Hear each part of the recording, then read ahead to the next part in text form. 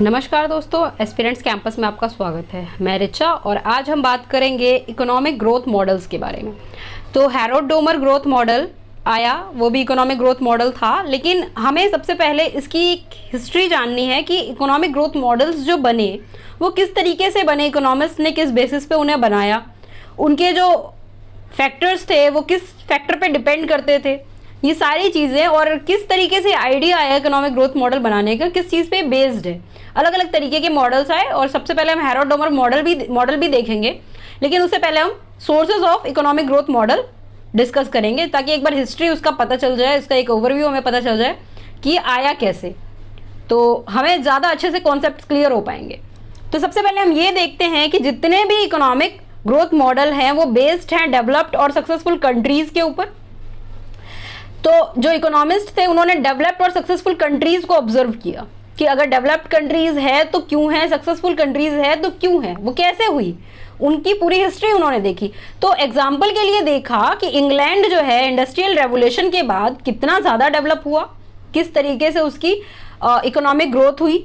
उसी तरीके से जापान, जिसकी कंडीशन स्टार्टिंग में अच्छी नहीं थी, नेचुरल रिसोर्सेज भी नहीं है जापान के पास ज़्यादा, लेकिन उसने फॉरेन टेक्नोलॉजीज को कॉपी करके, उसको यूज़ करके, उसको फॉलो करके अपने डोमेस्टिक एक्टिविटी पे फोकस किया, अपना इंपोर्ट जो है वो लो किया, यानी कि ये सोचा कि हमें दूसरी कंट्रीज से इंपोर्ट नहीं करना है ज़्यादा, हमें एक्सपोर्ट को बढ़ाना है, हमें अपने एक्सपोर्ट को इंक्रीज करना है। और इस तरीके से वो मैन्युफैक्चरिंग लीडर बन गया जापान।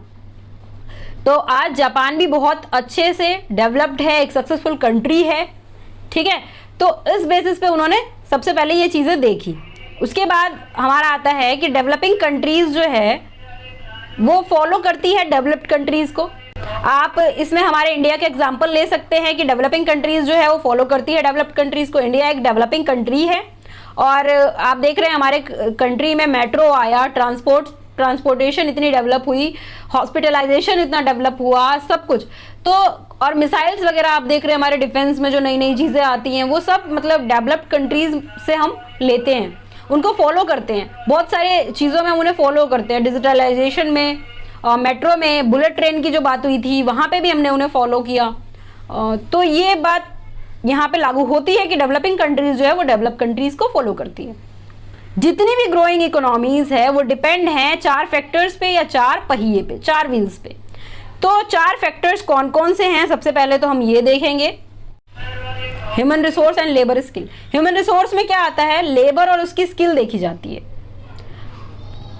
ह्यूमन रिसोर्स में लेबर और उसकी स्किल देखी जाती है। मान लीजिए आपके पास सफिशिएंट नंबर ऑफ लेबर्स हैं लेकिन उनके पास स्किल नहीं है, सही तरीके से वो मशीनरी को मैनेज नहीं कर सकते हैं, उस टेक्नोलॉजी का जो आपके पास है उसको यूज नहीं कर सकते हैं सही तरीके से, तो क्या फायदा हुआ उस लेबर का। तो इसीलिए स्किल्ड लेबर की सबसे ज़्यादा यहाँ पे ज़रूरत है, जहाँ पे जिस कंट्री में या जिसके पास स्किल्ड लेबर होंगे ग्रोथ ज़्यादा जल्दी होगी। उसके बाद बात आती है नेचुरल रिसोर्सेज की। कंट्री के जो नेचुरल रिसोर्सेज हैं वो भी बहुत ज़्यादा मायने रखते हैं। आप देख सकते हैं इराक, ईरान जैसी कंट्रीज जो हैं वो नेचुरल रिसोर्सेज जैसे पेट्रोलियम के बेसिस पे ही इतनी ज़्यादा आगे हैं। उनके पास टेक्नोलॉजीज इतनी नहीं है लेकिन उनके पास पेट्रोलियम खजाना है एक तरीके से, ठीक है। तो नेचुरल रिसोर्स, लेकिन जापान जैसी कंट्री जिसके पास नेचुरल रिसोर्सेज एकदम जीरो की, वो इतनी ज़्यादा डेवलप कैसे हो रही है, तो उसका कारण है टेक्नोलॉजी, या फिर आप कह सकते हैं टेक्नोलॉजी, मैनेजमेंट, एंटरप्रेन्योरशिप और साइंस, ठीक है। जापान ने क्या किया है, अपनी टेक्नोलॉजी पे फोकस किया, अपना कैपिटल फॉर्मेशन पे फोकस किया, ट्रांसपोर्टेशन, मशीनरी वगैरह ये सब अच्छा किया, इंफ्रास्ट्रक्चर अच्छा किया अपना।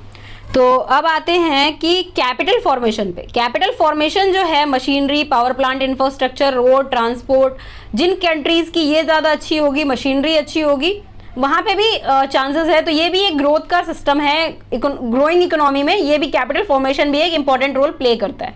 अब जब मशीनरी आएगी, पावर प्लांट होगा, ट्रांसपोर्टेशन सिस्टम अच्छी होगी, तो वहाँ पे ग्रोथ जो है वो भी अच्छी होगी। मशीनरी होगी तो और भी चीज़ें ग्रो हो सकती है वहाँ पे, और भी जो आपका प्रोडक्शन है वो डबल हो जाएगा। टेक्नोलॉजी के मामले में हम अमेरिका को भी देख सकते हैं, जिस तरीके से अमेरिका, आप देखिए कि किस तरीके से बॉम्ब या फिर कोई भी चीज़ें वो बनाता है जो दूसरे देश खरीदते हैं, डिफेंस वाले।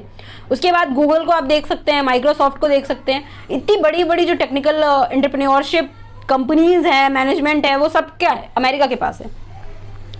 तो अमेरिका वहाँ से भी इस तरीके से ग्रो कर रहा है। इकोनॉमिक ग्रोथ जो डिपेंड करती है वो किस पे करती है? एग्रीगेट प्रोडक्शन फंक्शन पे। एग्रीगेट प्रोडक्शन फंक्शन मतलब कितना प्रोडक्शन किसी कंट्री में हो रहा है, ठीक है। टोटल नेशनल आउटपुट कितना है? अब टोटल नेशनल आउटपुट किस पे डिपेंड करेगा? पहले ही तो बात है इनपुट पे, कि कितना आप इनपुट दे रहे हैं, कितना रॉ मटेरियल आप दे रहे हैं, उसके बाद ही कोई सामान बन के आएगा, ठीक है। रॉ मटेरियल दे रहे हैं, उसके बाद ही सामान बन के आएगा। लेकिन अगर हम उस रॉ मटेरियल को टेक्नोलॉजी से जोड़ दें तो हमारा जो नेशनल आउटपुट है, टोटल नेशनल आउटपुट, वो इंक्रीज हो सकता है। जैसे अगर हमारे पास टेक्नोलॉजी नहीं थी तो हम ज़्यादा चीज़ें एक साथ में मैन्युफैक्चर नहीं कर पाते थे, लेकिन जब से मशीनरी टेक्नोलॉजी आई उसके बाद से मैन्युफैक्चरिंग जो है वो इंक्रीज हो गई। अब उसी तरीके से हम ये चीज़ें भी देखेंगे कि ये देखिए Q is equal to A, F क्या है? एफ है फंक्शन, के एल आर। के क्या हो गया? कैपिटल, एल हो गया लेबर, आर हो गया रिसोर्सेस, उसमें ए हो गया टेक्नोलॉजी। अब यहाँ पे किस पे डिपेंड करता है? Total national output. ये देखिए टोटल नेशनल आउटपुट जो है वो इनपुट और टेक्नोलॉजी पे डिपेंड करता है, और यहाँ पे सेम वही चीजें हैं। Q total national output, technology और के एल आर इनपुट, इन पे डिपेंड करता है।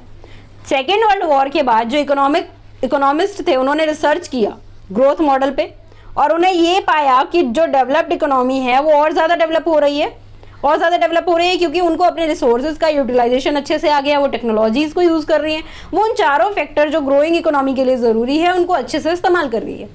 स्किल्ड लेबर है उनके पास, कैपिटल फॉर्मेशन अच्छा है, ठीक है। तो उन्होंने ये पाया, रिसर्च के बाद ये पाया कि जो ये फीचर्स डिपेंड हैं ये केनेजियन सेविंग इन्वेस्टमेंट एनालिसिस पे डिपेंड करते हैं, और इसी बेसिस पे पहला जो मॉडल था, फर्स्ट मॉडल हैरोल्ड डोमर ने दिया, जो कि बेस्ड था कैपिटल फैक्टर पे। इकोनॉमी को स्टडी ग्रोथ में एडजस्ट करने के लिए डिमांड एंड सप्लाई को एडजस्ट किया गया, स्टडी ग्रोथ में लाने के लिए इकोनॉमी को एडजस्ट किया गया, demand and supply for capital. उसके बाद मिस जॉन रॉबिन्सन आई, जिन्होंने कैपिटल प्लस टेक्नोलॉजी दोनों को एक साथ लिया, कैपिटल के साथ साथ उन्होंने टेक्नोलॉजी को भी लिया। और हैरोल्ड डोमर का जो मॉडल था सिर्फ कैपिटल फैक्टर पे डिपेंड था, इन्होंने टेक्नोलॉजी नहीं लिया था, ठीक है। तो मिसेस जॉन रॉबिन्सन उन्होंने कैपिटल के साथ साथ टेक्नोलॉजी भी लिया। लेकिन फिर बाद में नियो क्लासिकल मॉडल आया। नियो क्लासिकल ने क्या कहा? कैपिटल और लेबर जो है एक दूसरे के सब्सटीट्यूट है, और जो टेक्नोलॉजी है वो न्यूट्रल है, टेक्नोलॉजी की कोई ज़रूरत नहीं है ज़्यादा, ठीक है। तो क्लियर यहाँ तक। उसके बाद बात आती है हैरोल्ड डोमर मॉडल की।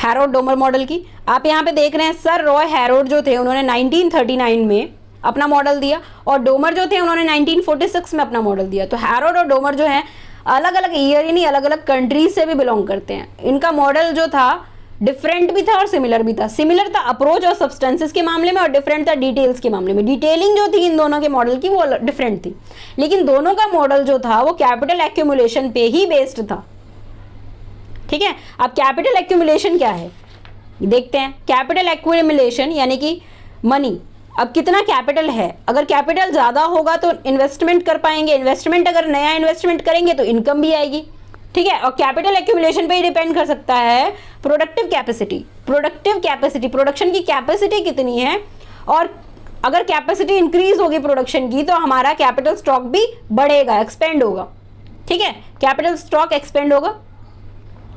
वही क्लासिकल का मॉडल आया जिसमें जिसका बेसिस क्या था? प्रोडक्टिविटी एस्पेक्ट्स पे बना था क्लासिकल्स का मॉडल।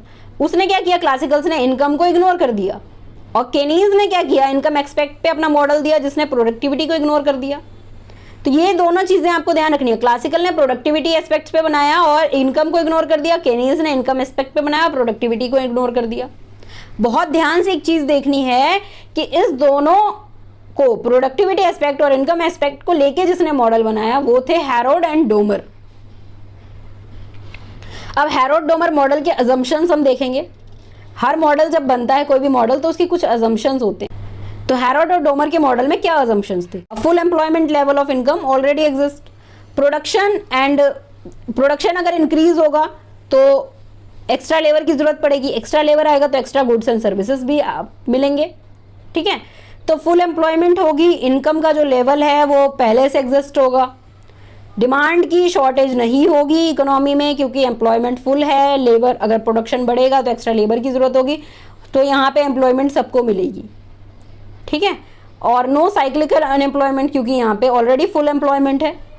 फ्रिक्शनल अनएम्प्लॉयमेंट हो सकता है। फ्रिक्शनल अनएम्प्लॉयमेंट का मतलब है अगर बाय चांस कि लेबर को इन्फॉर्मेशन नहीं मिली कि हाँ यहाँ पे जॉब है, तो फ्रिक्शनल अनएम्प्लॉयमेंट उसे कहते हैं। तो ये हो सकता है, मे अकर, इट मे अकर। उसके बाद हमारी सेकेंड जो अजम्पशन थी, सेकेंड अजम्पशन हम देखेंगे, there is no government interference in the functioning of the economy. Government का कोई इंटरफेरेंस नहीं होगा। There is no government interference in the functioning of the economy. Government का कोई इंटरफेरेंस नहीं होगा। गवर्नमेंट किस तरीके से इंटरफेयर करती है? गवर्नमेंट या तो protection of private property, maintaining law and order, या नेशनल डिफेंस को मेंटेन करने में यहाँ पे गवर्नमेंट का काम होता है। टैक्स को बढ़ाने में काम होता है। Providing public services in free market, ये गवर्नमेंट का काम है। Regulation of markets, labour market और मोनोपोली, मोनोपोली जिसमें सिंगल सेलर का काम मतलब राज चलता है, जैसे रेलवे अभी मोनोपोली में है।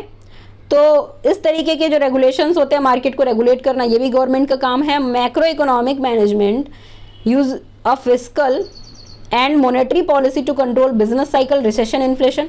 रिसेशन और इन्फ्लेशन अगर आता है तो ये भी मेंटेन करना किसका? गवर्नमेंट का काम है। Reducing inequality and poverty, poverty और इनइक्वालिटी को कम करना भी गवर्नमेंट का काम है। तो ये सारे फैक्टर्स जितने भी हैं, ये सारे फैक्टर्स मतलब नहीं होंगे, क्योंकि गवर्नमेंट इंटरफेयर नहीं कर रही है। उसके बाद है ये जो मॉडल है, ये बेस्ड है अजम्पशन पे क्लोज्ड इकोनॉमी के। क्लोज्ड इकोनॉमी का मतलब है इस मॉडल के हिसाब से ना तो इम्पोर्ट होगा ना एक्सपोर्ट होगा। कोई इम्पोर्ट कोई एक्सपोर्ट नहीं होगा किसी कंट्री के साथ, ठीक है। There is no lags in adjustment of variable time gap. अब मान लीजिए कि no lags in adjustment of variables, जैसे इनकम, इन्वेस्टमेंट, एक्सपेंडिचर और सेविंग, ये सारे हमारे वेरिएबल्स हैं। तो इनके बीच में जो टाइम गैप है वो नहीं होगा। एक पर्टिकुलर टाइम में ये सारी चीज़ें हो जाएंगी, उनका ये कहना है। मान लीजिए हम इन्वेस्ट करते हैं कहीं पे, शेयर्स में इन्वेस्ट करते हैं, तो हमें रिटर्न मिलने में, प्रॉफिट मिलने में कई साल लग जाते हैं। 2 साल भी लग जाते हैं, 4 साल भी लग जाते हैं, 6 साल भी लग जाते हैं। सेविंग करने में भी हमें समय लगता है। इनकम आती है तो सेव करने में भी समय लगता है कई बार। तो इनका कहना था कि नहीं, एक पर्टिकुलर टाइम गैप में हो जाना चाहिए सब। यहाँ पे टाइम गैप नहीं मिलेगा, कोई भी गैप नहीं होगा टाइम का। ये जितने भी वेरिएबल है, इनकम, इन्वेस्टमेंट, एक्सपेंडिचर, सेविंग, ये एक पर्टिकुलर टाइम पे हो जाना चाहिए, कोई टाइम गैप नहीं है, ठीक है। उसके बाद लास्ट जो इसका है average propensity to save, APS, marginal propensity to save, दोनों एक दूसरे के इक्वल होंगे। यानी कि एब्सोल्यूट चेंज इन सेविंग जो है वो चेंज इन सेविंग अपॉन में चेंज इन इनकम, यानी कि रिलेटिव चेंज इन सेविंग के बराबर होंगे। अब absolute change in saving, relative change in saving में क्या फ़र्क है? एब्सोल्यूट चेंज इन सेविंग जो है, अगर माइनस करेंगे इस साल के और पिछले साल के सेविंग को, और रिलेटिव चेंज इन सेविंग में क्या होगा? माइनस करेंगे इस साल और पिछले साल की सेविंग को और निकालेंगे कि इस साल की सेविंग पे पिछले साल की सेविंग का परसेंट कितना है, ठीक है। तो ये हो गया रिलेटिव चेंज इन सेविंग। यहाँ पे आंसर क्या आएगा? परसेंटेज में। यहाँ आएगा आंसर नंबर्स में।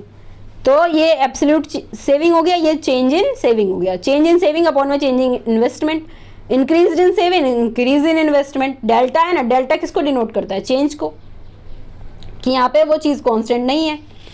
तो उसको हम इस तरीके से भी समझ सकते हैं। देखिए, एब्सोल्यूट चेंज इन सेविंग हम कह सकते हैं इसको, the value of indicator in period 2, period 2 में जो वैल्यू आया इंडिकेटर का, minus the value of indicator in period 1, period 1 में जो वैल्यू आई वो एब्सोल्यूट चेंज है। लेकिन रिलेटिव चेंज में इसका परसेंटेज निकलेगा, value of indicator in period 2 minus value of indicator in period 1। अब पीरियड 1 पे कितना चेंज आया है वैल्यू का, उसका परसेंटेज निकलेगा। 100 से मल्टीप्लाई करेंगे तो ये परसेंटेज का फॉर्मूला है, ठीक है। तो रिलेटिव चेंज में आंसर जो आएगा वो परसेंटेज में आएगा, एब्सोल्यूट चेंज में जो आंसर आएगा वो नंबर्स में आएगा। आई होप आपको इतना क्लियर हो गया होगा, ठीक है। और अगर कोई कंफ्यूजन है तो हम उसको और अच्छे से देखेंगे, और बाकी हम हैरोड मॉडल के ऊपर पहले उसको डिस्कस करेंगे, उसके बाद में हम डोमर मॉडल पे भी आएंगे। अभी हमें बहुत कुछ डिस्कस करना है, उसकी डेरिवेशन वगैरह सब कुछ, ठीक है। आज के लिए बस इतना ही। Thank you so much.